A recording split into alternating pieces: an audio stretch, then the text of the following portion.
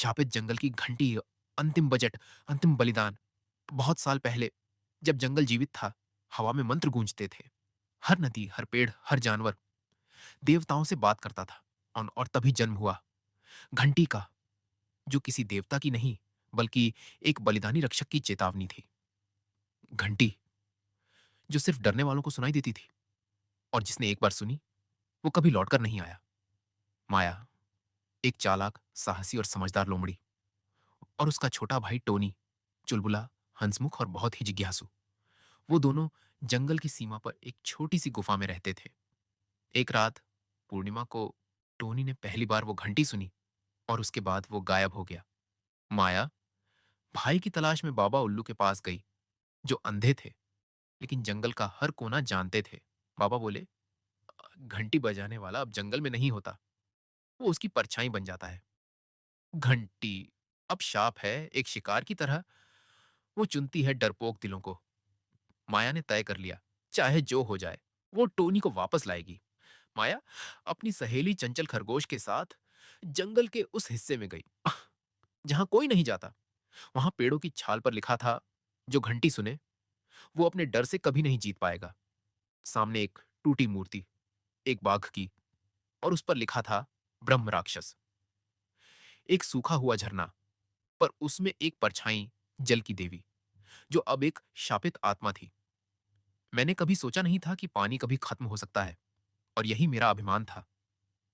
उसने कहा, घंटी तक जाना है तो अपने अंदर का अभिमान जलाओ। एक अंधेरे मैदान में एक भूतिया घोड़ा, उ- उसकी आंखें आग जैसी जल रही थीं। मैंने हर आवाज को चिल्लाकर दबाया, और अब खुद ही सुनाई नहीं देता। माया ने शांत होकर उसे सुना, और उसकी आत्मा मुक्त हो गई। पेड़ों पर टंगी सैकड़ों आंखें, एक आत्मा जो सब देखती थी, लेकिन किसी को माफ नहीं करती थी।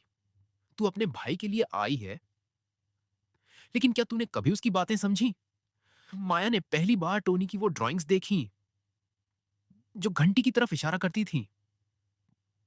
माया को एक प्राचीन गुफा मिली, जहां दीवारों पर चित्र उकेरे थे, जंगल के 7 पाप, 7 आत्माएं, और घंटी, ब्रह्म राक्षस, जो कभी जंगल का रक्षक था, अब उन आत्माओं का संग्राहक बन गया था।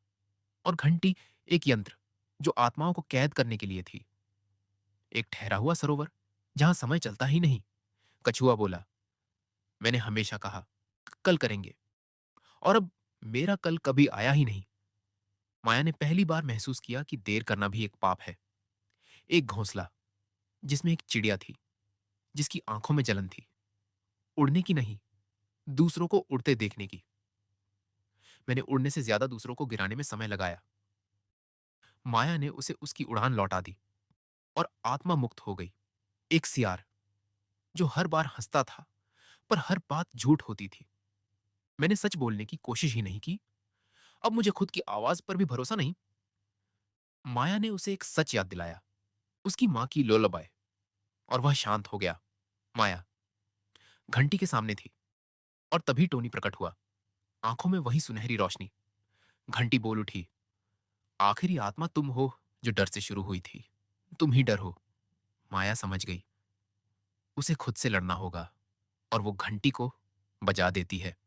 घंटी की आवाज जंगल में गूंजती है, आत्माएं एक एक कर स्वर्ग की ओर जाती हैं। टोनी इंसान बन जाता है, लेकिन माया, माया अब एक पत्थर बन गई थी, घंटी के ठीक नीचे। उसकी आंखों में अब भी वही संकल्प था। टोनी बड़ा हो चुका है, अब वो बच्चों को कहानी सुनाता है, जंगल की, आत्माओं की, माया की।